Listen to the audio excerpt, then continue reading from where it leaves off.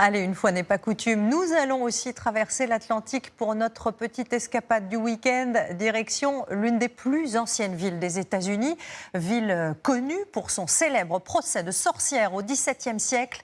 Salem, dans le Massachusetts, est depuis devenue la capitale mondiale de la fête d'Halloween. Axel Monnier, Alexandra Poupon et Gabriel Cabane.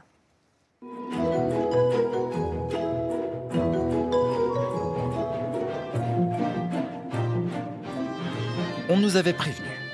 Visiter Salem à l'automne, c'est l'horreur. Et il faut bien le reconnaître, la ville aime jouer à se faire peur. Pas pour rien qu'elle porte le titre officieux de capitale d'Halloween.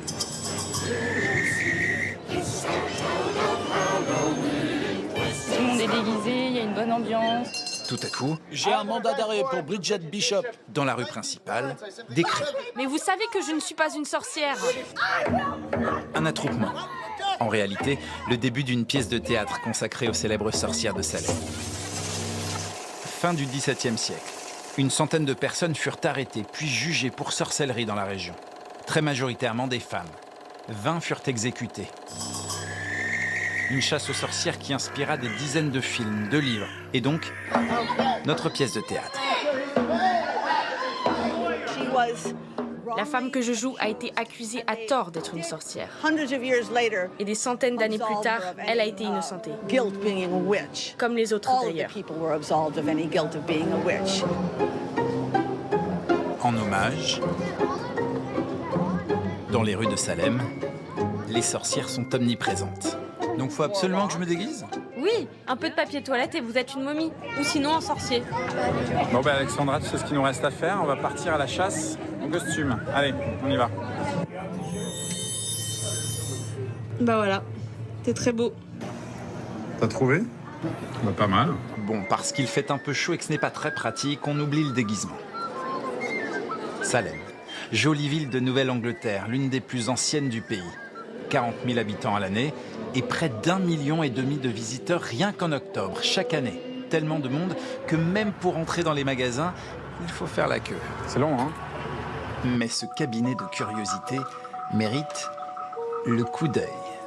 Moitié musée, moitié boutique, vous y découvrirez les baguettes magiques utilisées dans les films Harry Potter, où vous pourrez acheter tout l'attirail de la parfaite sorcière, grimoires et ingrédients pour potions magiques.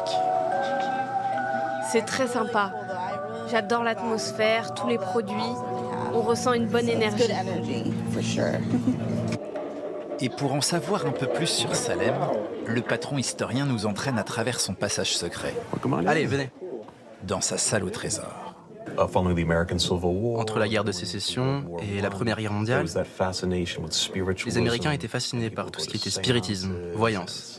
Et Salem avait déjà tout ça à offrir. Donc c'est un endroit empreint de mystère, et c'est ce que j'adore.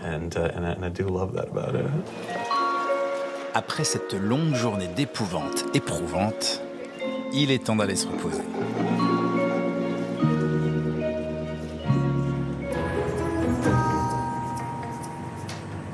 Et voilà. Notre manoir pour la nuit. Une vieille demeure construite en 1900, style victorien. Et voici les clés pour vous deux. Une des choses que je préfère ici, ce sont ces vitraux.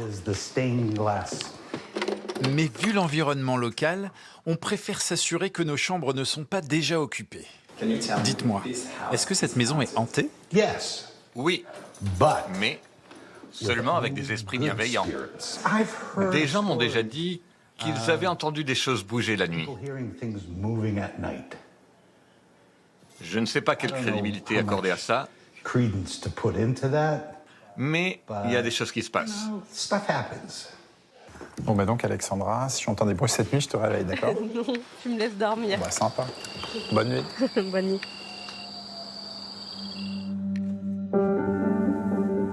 Au réveil, un mystérieux brouillard enserre notre hôtel.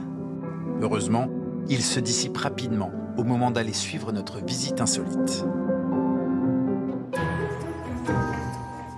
L'un des sites les plus prisés de la ville, ça ne s'invente pas, c'est le cimetière.